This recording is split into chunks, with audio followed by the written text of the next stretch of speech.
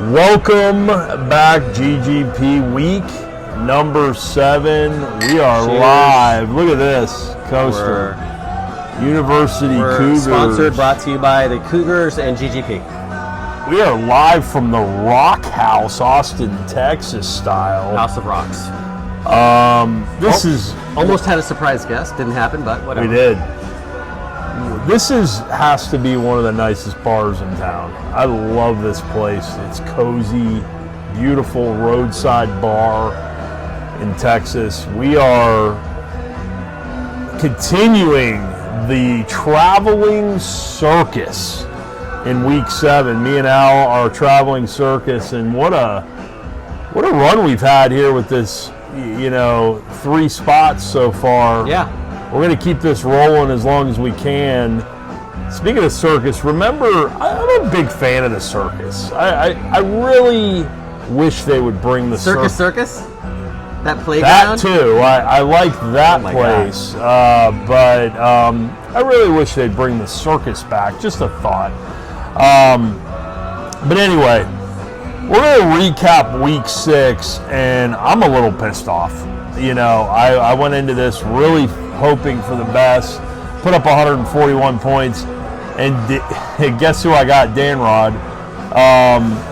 Kind of sucks going into Sunday night knowing that on Monday you're going to be losing by 20-something points and score 141. So tough loss for me. Takes the pot again.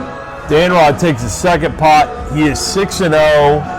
What a run this guy's had. Yeah. I can't say enough about how good Dan Rod's team is actually good. It's not like a hollowed, I got lucky here and there.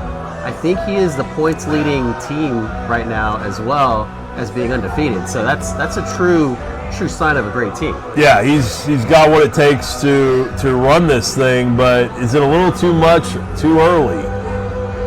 I've noticed one thing about this league, and that's why I'm not losing too much sleep at 2-4.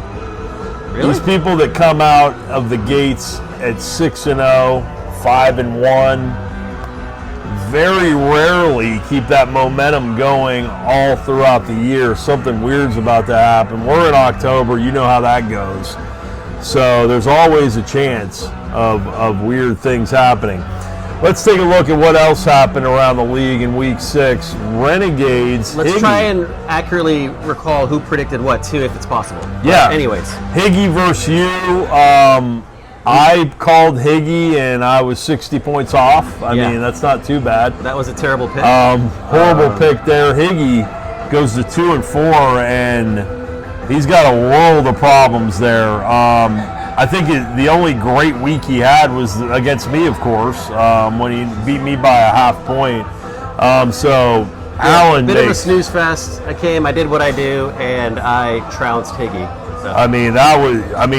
Alan boat races Higgy by 60. Al goes to 5-1, Higgy to 2-4. Tony continuing to score a lot of points. He's red hot. He finally got something he deserved, which was a victory. We called it. We both called this game. Yeah. And lo and behold, Tony won by 51. Won by 50. I said the wheels start falling off for JB in the mid-season, and he is on par for what typically happens to his team. So, big man gets the victory. Espinoza has a better team than that 2-4, and I do too. I keep saying myself, but at 2-4, watch out for Tony. Yeah. Eric keeps creeping along here at 4-2. Why? I mean, he's not even scoring triple digits any week. This is the second week in a row. Eric didn't even need to score triple digits. And look at him. He's sitting at the top of the West at 4-2. I did pick Panda. Do you remember who you picked? I think you picked Boo. I took Boo, and Boo lost by 5 here. So far, I'm 3-0 last week, and you are 1-2. 1-2. Kind of like your record. Kind of like my record. I called myself against Dan Rod. We know what happened there. I called you against Dan Rod, too. So, and then we go into Dieter.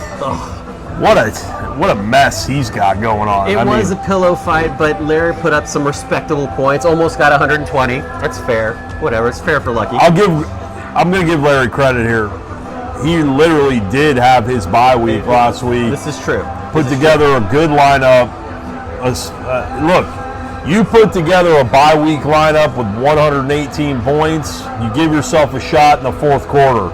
And that's what happened here. But Larry didn't even need the fourth. Blew out Dieter 118 to 75. Yeah, he got lucky. He didn't get lucky, but whoever plays Dieter's team is destined for their freebie. So that's what happened. Well, and then look who's 2-4 with 2 straight wins. The Commish. I got to give him credit. I mean, good trade. Never giving up, and now he finds himself. Look, you're 2-4. Half the league's under 500. Actually, more than half the league is 500 or less. Half the league's 2-4 or less. That's going to be Paul's worst performance of the year. I'm calling it right now. He'll never score that few points for the rest of the year. Yeah, good team. I think he had some buys and some weird stuff happening last week. So Paul was a little busy drinking tawny port on a freaking fishing boat in the middle of the Mediterranean. That's our review. That's our recap. That's our recap. Banco, 43-point win there. We are going to go on to session 2. No, we haven't even started Got a session little yet. Amy Winehouse in the background here at Rock House. We're rocking live from the Rock House here in Austin.